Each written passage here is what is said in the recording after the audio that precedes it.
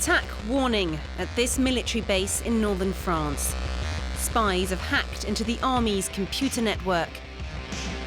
These soldiers are locked in combat with the attackers. I'm looking into what's happening. We've had an attack on the system and we're looking into exactly what it is. This scenario is just a training exercise. The soldiers are playing a digital war game against each other. In the next 4 years, France plans to spend €1 billion on cyber defence. The army's elite cyber force will double to 450 soldiers. Jimmy is one of them. The army needs cyber soldiers because nowadays it's no longer about two sides facing up against each other in a fight. Now everything is computer-based, so we have to have protection everywhere to be able to defeat different types of attacks. Jihadists targeted 19,000 French websites in the week after January's terrorist attacks, defacing homepages and posting propaganda. But the army's biggest nightmare, having terrorists hack into the computers used to launch missiles and direct drones.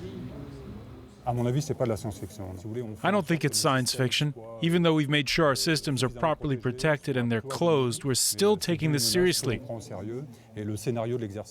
This week's exercise is a scenario whereby an operational IT command system has been corrupted from the inside. Officially, these soldiers are training for defense only. But certain countries like the US, Israel, China and Russia have been accused of launching cyber attacks against other states. The virus Stuxnet, identified in 2010, infiltrated Iran's nuclear system, causing up to 1/5 of its centrifuges to fail. A New York Times investigation claimed the US and Israel had cyber-sabotaged Iran's nuclear program. And last year, hackers made it impossible to turn off a blast furnace at a steelworks in Germany.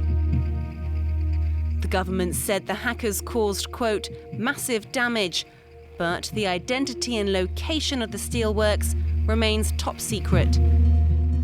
The cyber attacks in Iran and Germany showed how digital strikes can have serious physical consequences. Imagine Paris in the hands of hackers, the electrical grid, water treatment, public transport, all being manipulated from afar. It's a threat France's top cybersecurity agency says it's taking seriously. Stéphane Menet trains government staff in critical infrastructure so they can detect cyber attacks. He uses this mini model of an industrial platform.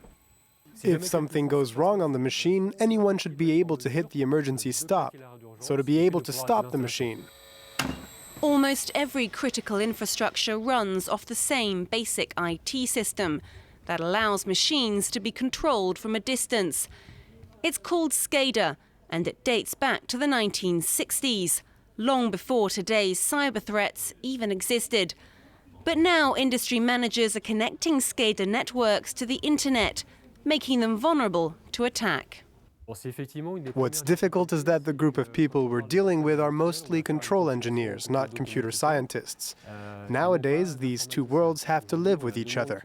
They have to work together to reinforce the security of this infrastructure. But very often, engineers don't have the cyber culture needed to understand all the risks linked to cybersecurity.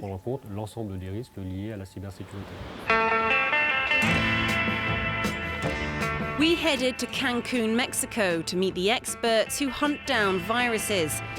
They're known as ethical white hat hackers, and they've been invited by Eugene Kaspersky.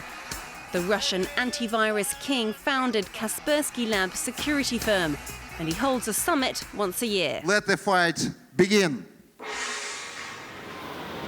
Kaspersky's antivirus software has made him a billionaire.